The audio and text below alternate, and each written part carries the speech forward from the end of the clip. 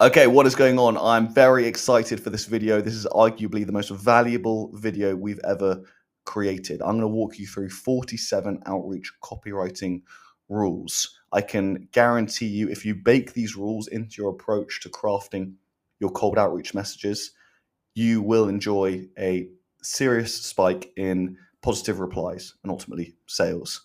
For context, I run an outbound agency with my brother and co-founder Felix, and we are sending over 1 million cold outreach messages across email and LinkedIn every single month. So this blueprint is built on all the data, all the learnings that we're gathering from sending that volume. Let's get into it. Rule number 1, never use the long em dash.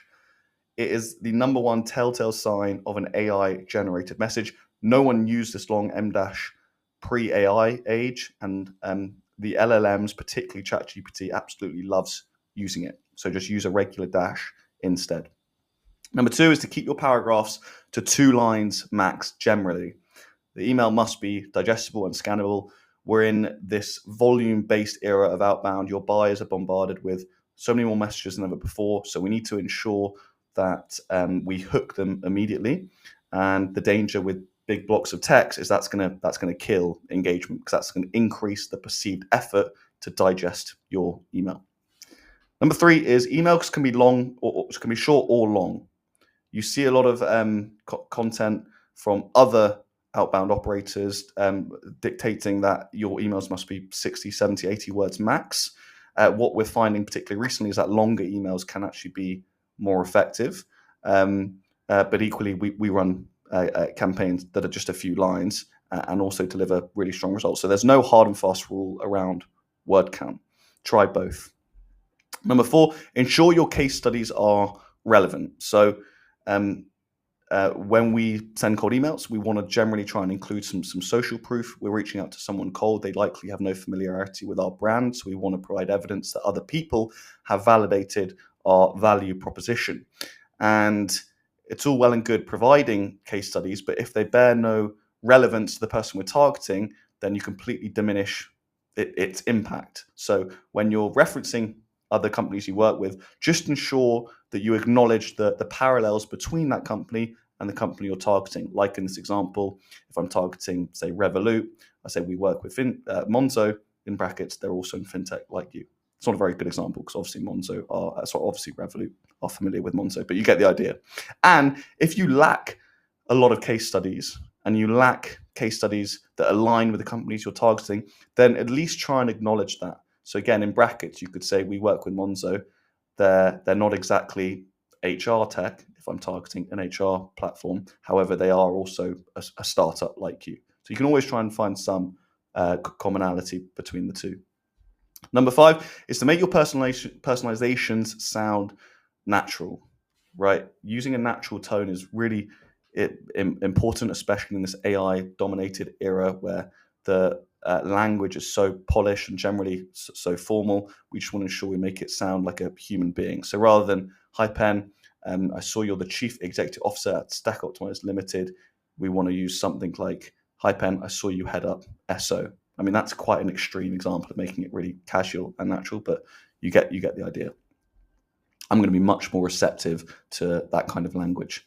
Number 6 is ties into this point. Use language that a 10-year-old would understand, and you can actually include that line into your prompts when generating your outreach messages. I actually sometimes go for 8 years old now, just to make it even more basic. Ditch all the corporate technical jargon. There's a saying in sales that if you confuse, you lose, and it's very, very true. So yeah, ensure your language is simple.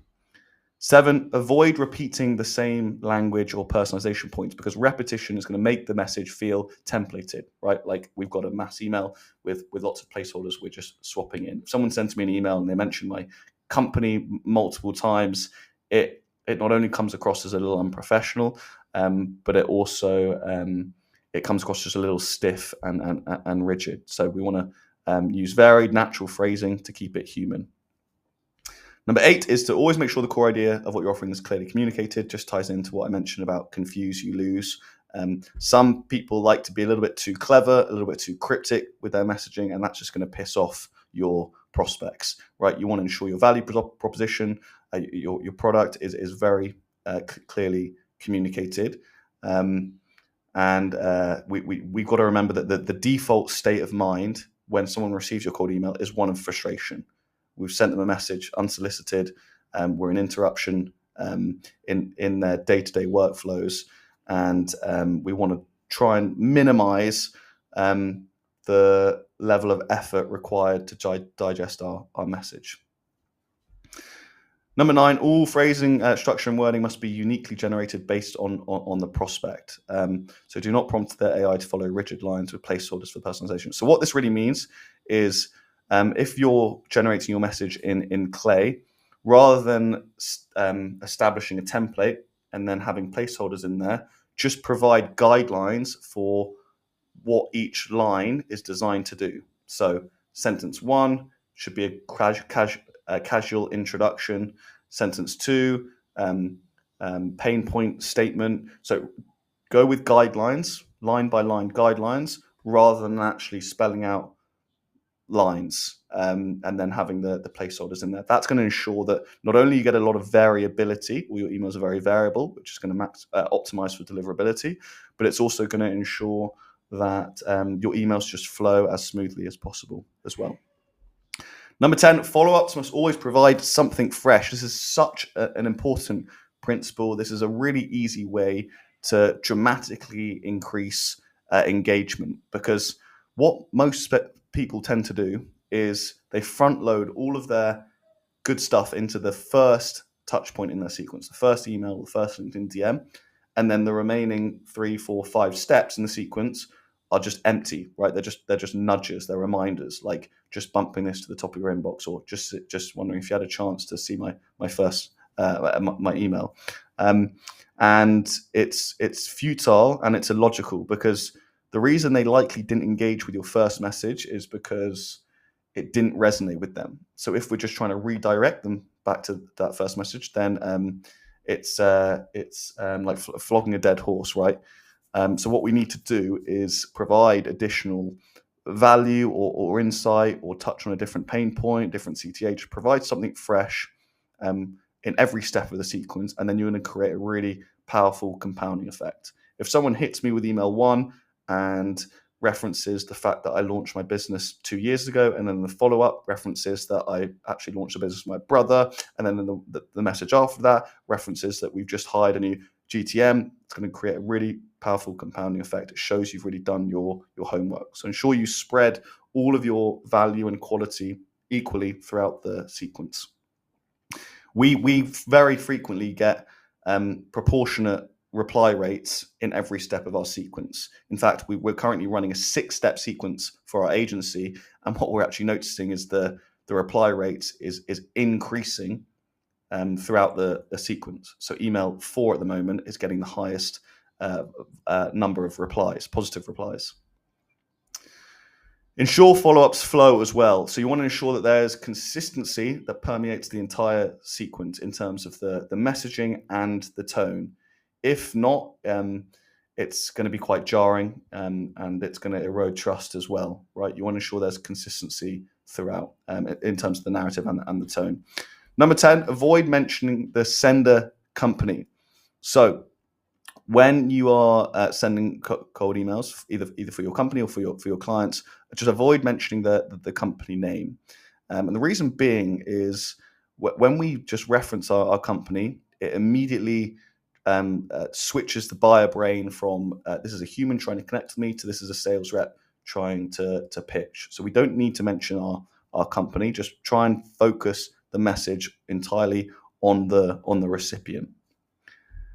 Number 13, which ties into this point, is avoid stating your specific service or the mechanism of your service. Try and just focus on the impact. So this is a concept called chunking up. So chunking up, chunking down essentially reflects how specifically we communicate our product and how it works, right? So the more we chunk up, the more we focus on just the impact and the value. The more we chunk down, the more we focus on the mechanism. In general, you want to chunk up, right? Because that is ultimately what the buyer cares about. It's the idea of focusing on benefits, not features. No one wakes up wanting SEO. They want more traffic, more conversions. And when you focus wholly on the outcome, you naturally stir up more curiosity about the how. This is a particularly important principle when you're selling a commoditized service like lead generation or recruitment or SEO, because they're very saturated, and there's a lot of people that are pushing them through outbound, those services. Number 14, generally try and keep a neutral tone. So AI has a bit of a bias for enthusiasm and positivity and praise. So I'm seeing a lot of outreach messages now that are just like imbued with enthusiasm and praise. And all it does generally is diminish your status as a salesperson.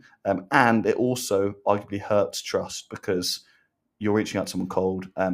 It's you don't know them, you don't really care about them. It's part of a big mass volume campaign, and so telling them how amazing they are and congratulations and that's so impressive is it's pretty disingenuous, right? So try and just adopt a neutral tone. For example, so you're referencing a trigger, something that you've discovered about the company. Saw you've opened the Brisbane office, big couple of months. You can just add a short line, just acknowledging it, but don't be too effusive with your praise. Definitely never use the word impressive or congrats. These words make me sick. They are so overutilized and scream AI. Number 15 is to maintain email cohesion. So again, a really important principle. Every line should flow throughout your email. I see a lot of emails that open with a relevant trigger, that they just open with an insight on me, and then the next line is totally unconnected. And that again is quite jarring for the buyer. So you want to ensure there's cohesion that runs throughout. It's called the fluency effect. The brain has a bias for flow. When things flow smoothly, we naturally trust them more. They feel more credible.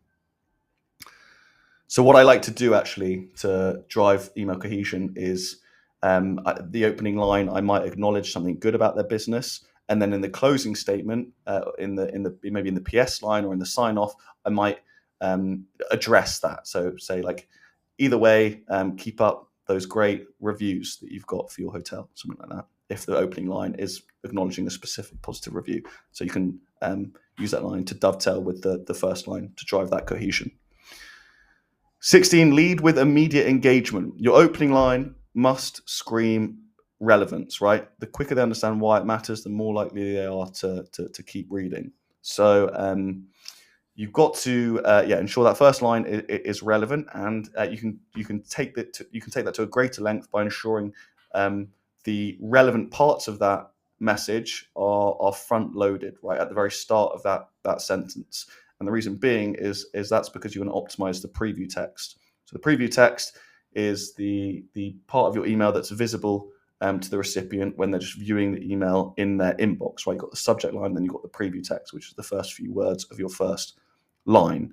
So that's if you want to be really surgical about it, but generally just try and ensure that first line is relevant so we hook them in immediately.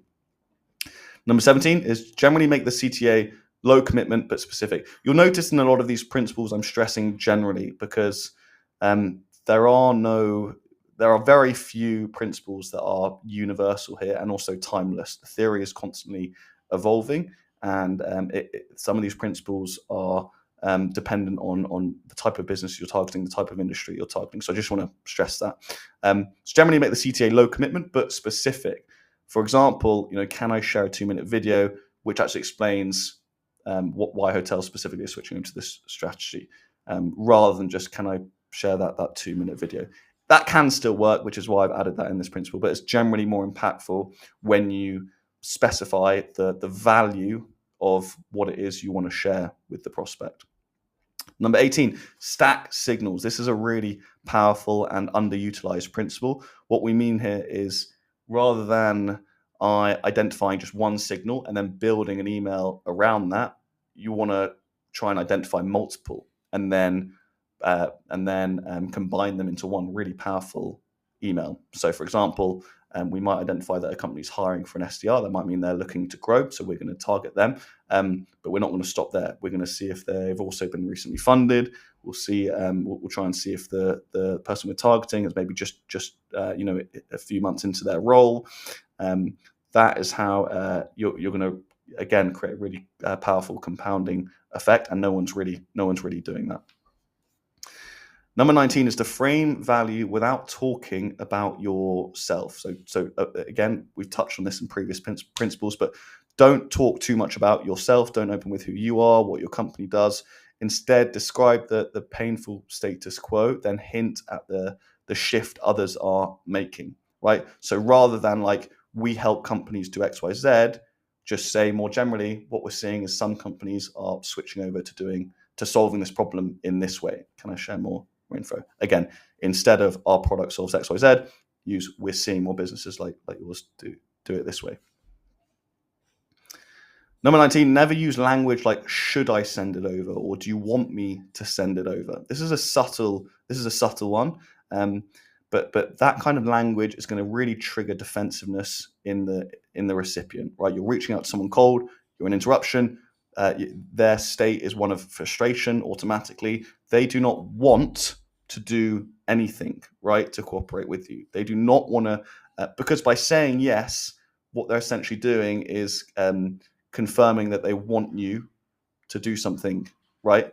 And they want to cooperate with your process, right?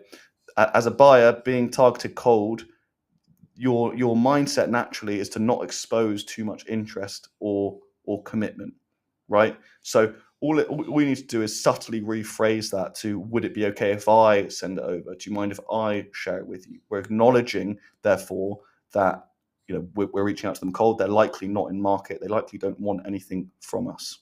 So we're taking the pressure off them by that subtle shift in language. Number 21 is don't over polish your message, right? AI messaging obviously sounds very polished and perfect. So you want to try and de-polish it by, for example, listing things in 2 rather than 3. That's called tricolon, right? The power of 3. It's a rhetorical device. AI loves to kind of list things in 3 because it sounds good, it reads well. So instead, use 2, just as an example. Start sentences with and or but. Use brackets. Use dashes. A little bit of scrappiness. It's going to make it feel human. There's obviously a law of diminishing returns here, where if you do it too much, your emails or your LinkedIn DM is just going to come across as unprofessional. But try and find that sweet spot. 22, avoid marketing phrases like cutting edge, innovative, enhance. Again, ties into the previous principle about using language that's comprehensible to an 8-year-old, 10-year-old. Use brackets, like I just mentioned, but only use one set of brackets per email. Multiple, again, is going to totally reduce its impact and make it seem like it's a very kind of calculated effort to humanize your message and also seem unprofessional. Number 24, this is a cool one. Use a personalized metaphor to convey your value proposition. So what we're doing is we're essentially conveying the value of our product by referencing an element of their product. For example, if I was targeting Netflix and I was pitching some kind of sales services, I might say our buyer journeys flow as naturally as your recommendation engine. It's just a clever, creative, catchy way to personalize your messaging. Keep subject lines either very basic and decapitalized, so it seems like a manual send, i.e. possible opportunity, or personalize them in clay based on the email. So what we will do in our agency is we'll generate all our emails and then we'll run one final AI enrichment to review all those emails and generate a very short subject line that reflects what the emails are about and is also very specific and tailored to each recipient. And I'm not sure whether that optimizes for deliverability as well. I don't know whether the email service providers and spam filters monitor subject line, but it could probably only help, right? Use anti-triggers. So I was hesitant to share this one because it's a concept that we've seemingly come up with in our agency, and it's super, super powerful. So what we essentially mean by anti-triggers is what we tend to do is we use triggers as a reason for why a prospect should be interested in what you're offering, right? We use them to frame our email around why they're likely in market for our solution. What we want to do is actually do the opposite and frame it as a reason for why they're probably too busy to be concerned about what you're offering. And that's a really powerful psychological technique where we're actually creating distance, and distance creates desire, right? We're almost pushing the prospect away. It's very disarming. It's going to take the pressure off. For example, here are some. For example, saw you just close your Series B and are likely deep in hiring and scaling right now. So I'm not asking for a call. Just consent to send over some information. We are now routinely incorporating this into our campaigns for our clients because it's driving serious engagement. Number 27, so extension to the rule above, so is to use the anti-trigger in the CTA. So we'll either use this in the opening line, like, "Hi, Mr. Prospect, I know you're probably knee deep. I know you're probably very preoccupied with X, Y, Z," or we'll use it in the CTA. "I know you're deep scaling recruitment ahead of Uber Eats grocery expansion, so no pressure. I can just send more details." Number 28 is when targeting mid-market and enterprise, ensure you optimize for forwardability. So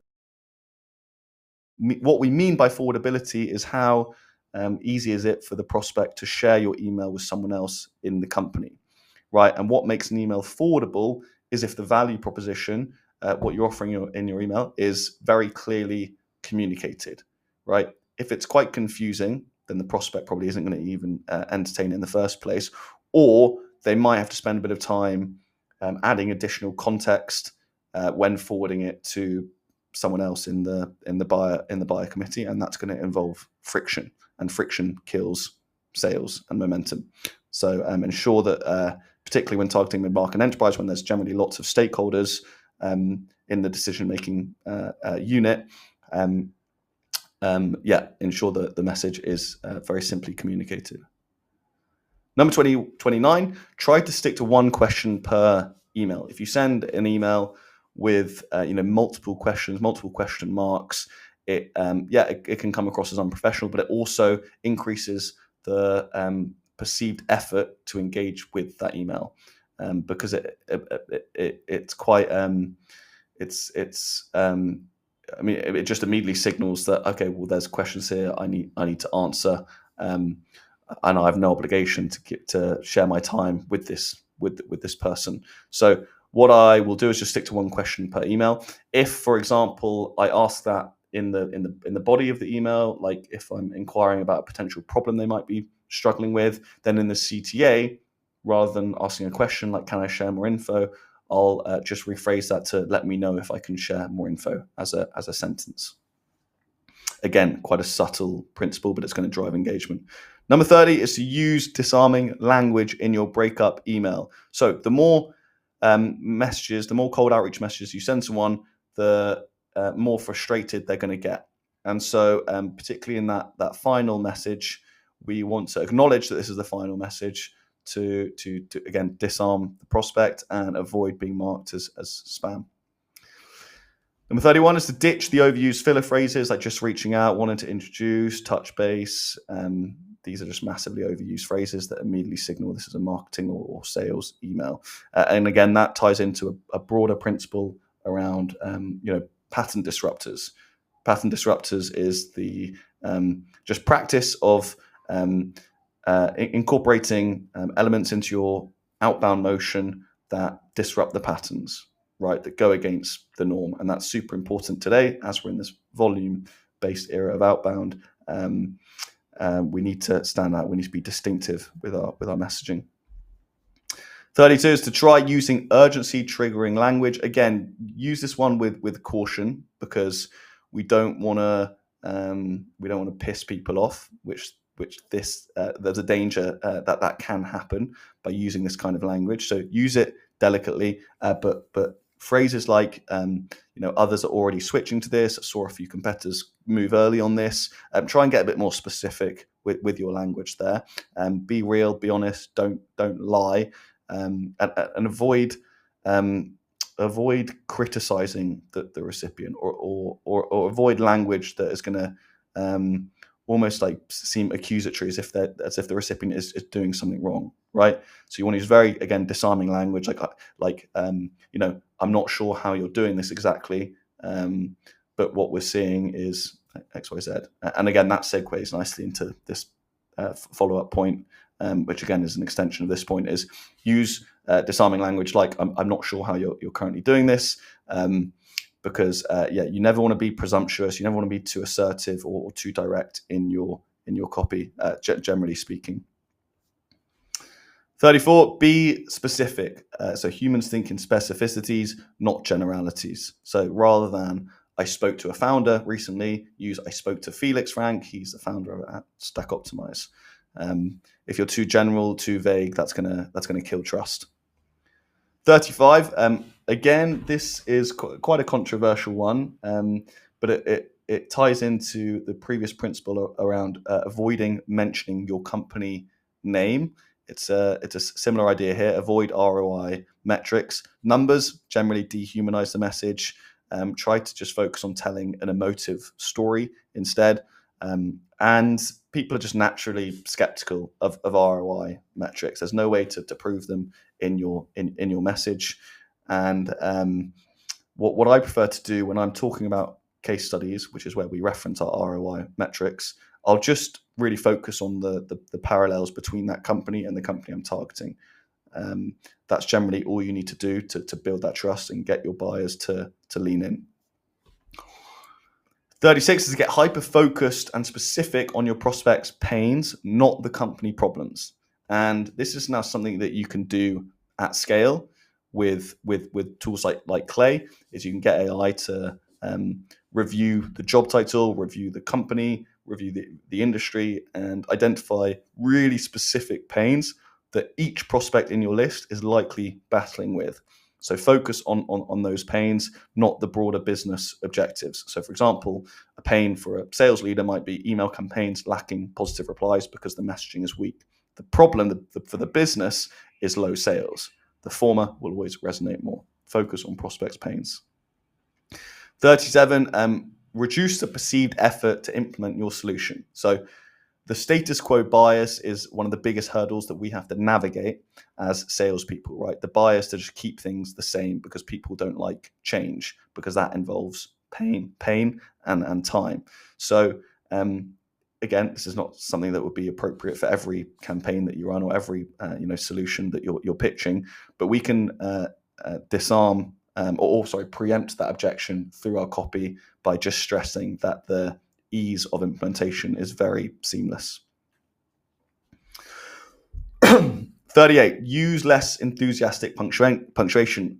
So AI, as I mentioned, loves to be very enthusiastic and positive. So just try and cut back on that. Generally try and avoid exclamation marks. Even question marks should be used only once. Less hype, the more trust. Just try and play it cool. Don't be too enthusiastic and overwhelming with your messaging. 39 is to test out using human words like basically and a bit, kinda, a thing. Again, this is something that you need to use with caution, because we don't want to make our messaging too unprofessional. So this kind of stuff works better when targeting startup, SMB. Obviously, the more established the company, the more experienced and senior the business executive, generally the more formal you want to go. But AI, makes our copy so polished and perfect, has a bias for verbosity and big fancy words. So just watering down the language a little can help drive engagement. Again, 40. So try decapitalizing job titles and even company names. I've even gone to the lengths of decapitalizing the name of the recipient. And in some cases, I got really, really high engagement because it does create the impression that this is a manually sent email, but more appropriate for startup and SME. And again, this doesn't work all the time as well. But if you are struggling to get results, just try testing it, because it can work in certain cases. Yeah, avoid cliche lines for saturated triggers. So there are certain triggers that are very overutilized, like fundraising or hiring. And we tend to just frame them in the same way. It's like the first line of the email, and we're saying congrats. What we should do instead is just try and incorporate them a little more subtly to stand out, and frame them as more of a side thought, like I just wanted to flag this because I just saw you launched your product yesterday, rather than making it really front and center, which is what everyone tends to do. Use contrast to highlight change. So this is again just a good technique, a good like psychological technique to pitch your product by stating how most companies, like the recipients, are solving this problem, and then touching on how others are starting to address that problem. This comparative framing sparks curiosity and subtly positions you as someone in the know, gives you credibility. Again, just make sure we're really specific with this. Offer hyper-personalized ideas tailored to their context, and shed some light on how you would deliver your solution to them specifically. So again, another great thing about AI is we can make our messaging really personalized at scale by actually listing 3 specific points about how we can help the business. So the most classic example of this is if you're running campaigns on behalf of a web design agency, or you do run your own web design agency, you can use Claygent, a native tool within Clay, to view the recipient's website and identify 3 things that they can do to optimize their website. Again, when you're doing this, you want to avoid unsolicited critique, right? We don't want to frame these ideas as things they're doing wrong, but rather things that they can do to build upon the great foundation they've established. 44, offer value without pretending you've already done the work. So I see a lot of cold outreach messages now that offer to send me a video that they've already created, and it's obviously a lie, because had you actually created it, you would have just sent it to me immediately, right? So that's gonna kill trust. Just be transparent and be clear that this is a resource that you can offer to someone rather than you have already created. So, for example, for our outreach campaigns pitching our agency services, our CTA is to offer to create a series of cold email templates for their business. 45, don't use memes or GIFs. I actually see a lot less of these today, which is good because they're gimmicky. Number 46 is to give a time frame to your lead magnets and CTAs. So just going back to that example, in our outreach campaigns, pitching our agency services Stack Optimize, our CTAs are, would it be okay if I create 10 templates for you for your business? If so, I can get them over to you by 6 p.m. today. It's just going to create a bit of immediacy, urgency, and it's a small, subtle pattern disruptor as well, because no one's really doing that. And finally, and this is quite fitting as the final point, these are just the 3 checks that you want to conduct before you commit to executing a strategy in Clay, or just executing messaging. Number 1 is length check. So review your email and determine whether every word actually serves a purpose, and if not, then cut it. Number 2 is simplicity check. Is the value proposition clearly communicated? And number 3, self-interest check. If you were the buyer, if you were the recipient of this message, would you engage with it? And if not, then hit the drawing board and start again. So there you have it, 47 principles to crafting really effective cold outreach copy. What I'll do is I'll share this document in the below, so you can take all this information and plug it into a custom GPT or a Claude project and start churning out really great outreach messaging immediately.